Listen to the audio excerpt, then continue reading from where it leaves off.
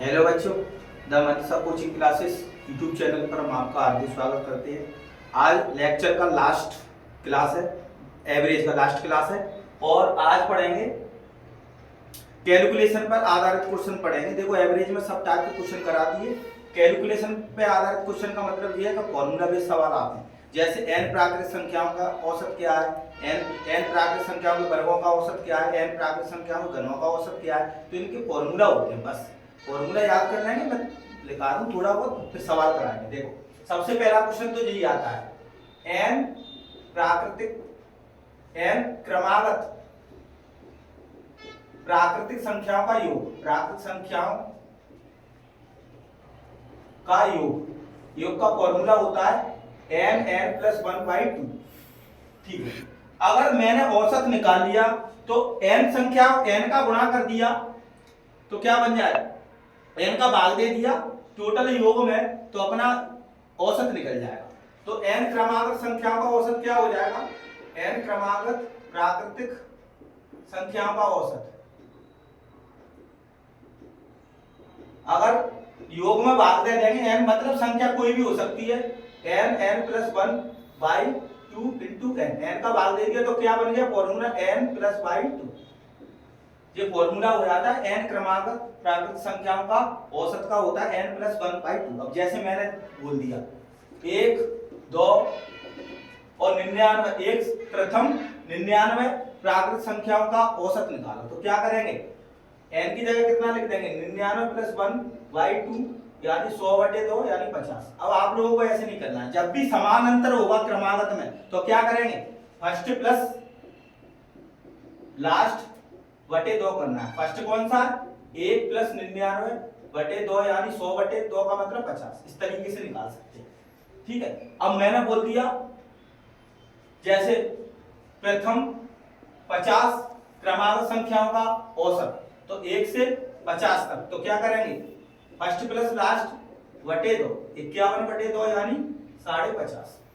इस तरीके से आंसर निकाल सकते हैं। अब आता है वर्ग और घन का, ये इंपोर्टेंट है।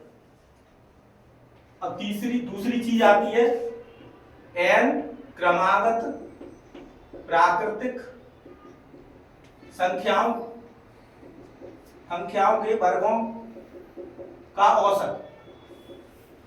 औसत का फॉर्मूला क्या होता है, n+1 2n+1y 6।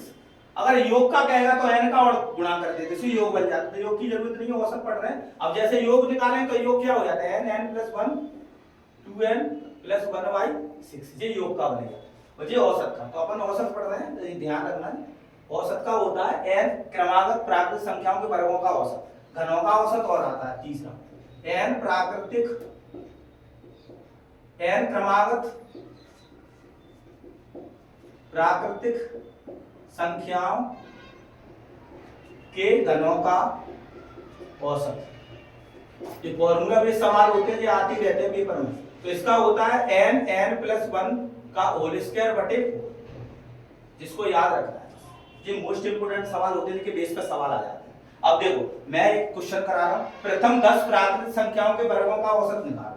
प्रथम 10 प्राकृतिक संख्याओं के वर्गों का औसत,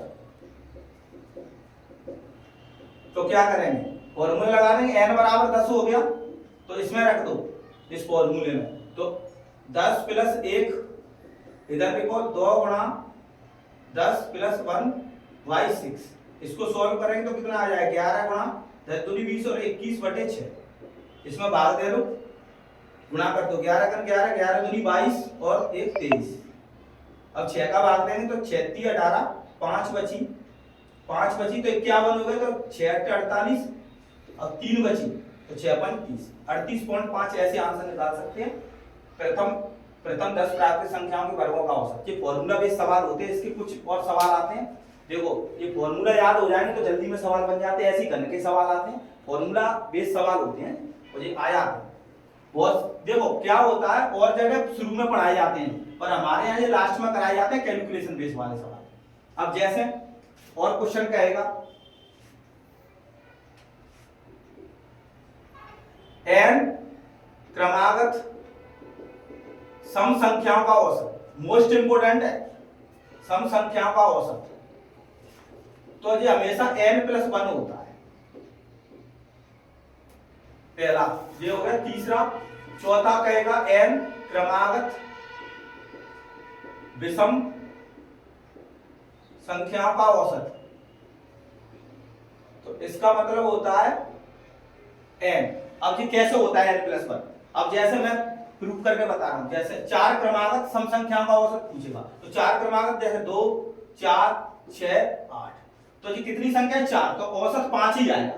देखो निकाल के देखें, औसत कैसे निकालेंगे? कुल संख्या का योग बटे कुल संख्या, तो योग करो बटे संख्या कितनी है? 4।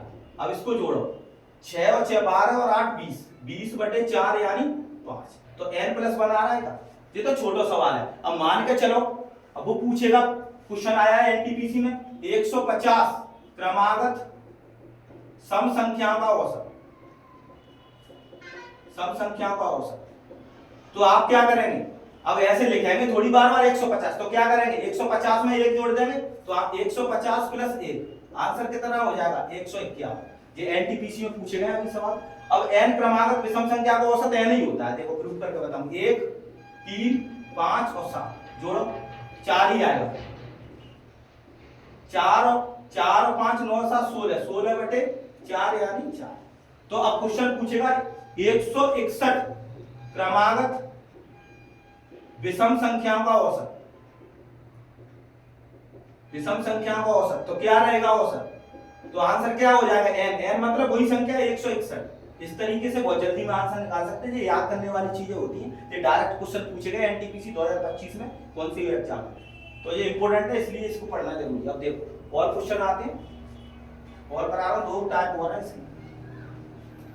अब कहेगा देखो n पूर्ण संख्याओं का औसत, पूर्ण संख्याओं का औसत। देखो पूर्ण संख्या का मतलब समझो 0 से स्टार्ट हो। जैसे क्वेश्चन पूछा गया था अभी एनटीपीसी में 14 पूर्ण संख्याओं प्रथम, ऐसा पूछा गया था, प्रथम 14 पूर्ण संख्याओं का औसत क्या है? औसत क्या है जो क्वेश्चन आया। तो बहुत से बच्चे ने क्या कर दिया, प्रथम पूर्ण संख्या हमेशा होल नंबर होता है, ये 0 से स्टार्ट होती है। बच्चे क्या कर देते हैं 1 से स्टार्ट करके और 13 करके, तो 13 + 1 बटे 2 करके कितना हो गया? 14, 7 आंसर दिया है, तो ये गलत हो जाएगा। पूर्ण संख्या का मतलब क्या होता है? 0 से स्टार्ट हो। तो देखो 0 1 2 डॉट डॉट 13 तक। अब देखो किन्हों 14 संख्या होगी, प्रथम 14 संख्या कह रहा है, तो 0 से स्टार्ट होगी पूर्ण संख्या। तो क्या करते हैं? फर्स्ट प्लस लास्ट बटे 2, क्योंकि समानांतर है तो जी लगा देंगे। तो 13 बटे 2 का मतलब कितना हो गया? 6.5। इस तरीके से आंसर निकाल सकते हैं पूर्ण संख्या का। ये मोस्ट इंपोर्टेंट कांसेप्ट है, मुझे आता है। ये बच्चे इसमें गलती कर बैठते हैं जल्दबाजी में, तो इसको ध्यान रखना। जब भी पूर्ण संख्या कहेगा तो क्या करेंगे? हमेशा 0 से स्टार्ट करेंगे, ठीक है। अब अगला क्वेश्चन और आता है, एक और क्वेश्चन है, ठीक है। अब इसमें पूछेगा 3 के प्रथम 10 गुणजों का औसत। औसत क्या है? देखो अब इसको लिखेंगे तो बहुत टाइम लग जाएगा। 3 के प्रथम 10 गुणजों का औसत ऐसे होगा, 3 6 9 डॉट डॉट 30 तक, ऐसे करेंगे इसको तब निकल पाएगा। तो देखो इसके लिए मैं आपको एक तरीका बताता हूं बहुत जल्दी, ऐसे तो हो ही जाएगा। तो क्या करेंगे, जो 10 दिया है तो देखो इसमें 1 जोड़ेंगे, 1 जोड़ेंगे तो कितना हो गया? 11 बटे 2, और जी 3 के पूछ रहा है तो 3 का और गुणा कर देंगे इसमें, तो कितना हो जाएगा? 5.5, तो कितना आ जाएगा इसका? 16.5। इस तरीके से आंसर निकाल सकते हैं।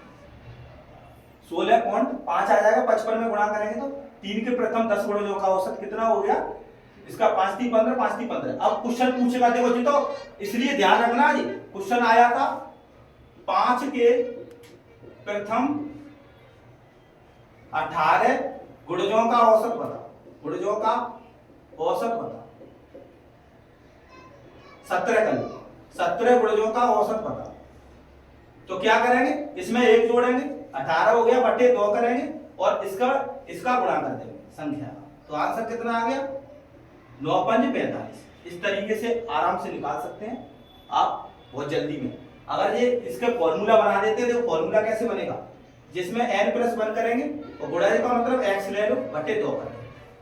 ये गुणज का आएगा, इसको x मान लेंगे, ये गुणज पूछ रहा है इसको, देखो 5 के पूछ रहा है तो 5 के गुणज को x मान लेंगे, और ये 17 गुणजों का कह रहा है तो इसको n मान लेंगे। इस तरीके से फॉर्मूला बना देते हैं, पर आपको डायरेक्टली याद रखना है, ये बहुत इंपॉर्टेंट सवाल है, ठीक है, मोस्ट इंपोर्टेंट है, और ये आते ही रहते हैं पेपर में। अगर आप लोग प्रैक्टिस करेंगे बहुत जल्दी में तो बहुत कैलकुलेशन पे आधारित, मतलब फॉर्मूला थोड़े बहुत याद रखनी चीजें, क्योंकि कंसेप्ट वही रहता है। और ये एवरेज खत्म हो चुका है और कुछ भी क्वेश्चन बचेंगे तो अभी पूरे मेथड कराए जाएंगे। देखो अब बैलेंस करने पर आधारित पढ़ेंगे, मिश्रण अगला लेक्चर पढ़ेंगे, तो उसमें एवरेज के कुछ क्वेश्चन बचेंगे, उसमें कवर हो जाएंगे। अब आप लोगों पे कम से कम 90% क्वेश्चन एवरेज के बन जाएंगे, 10% जब बनेंगे जब पूरे टॉपिक पढ़ लेंगे अर्थमेटिक, 100% बन जाएंगे। अगर आप लोगों को वीडियो अच्छा लगता हो तो लाइक एंड शेयर करो, कमेंट करो और चैनल को सब्सक्राइब कर लो द मंत्र।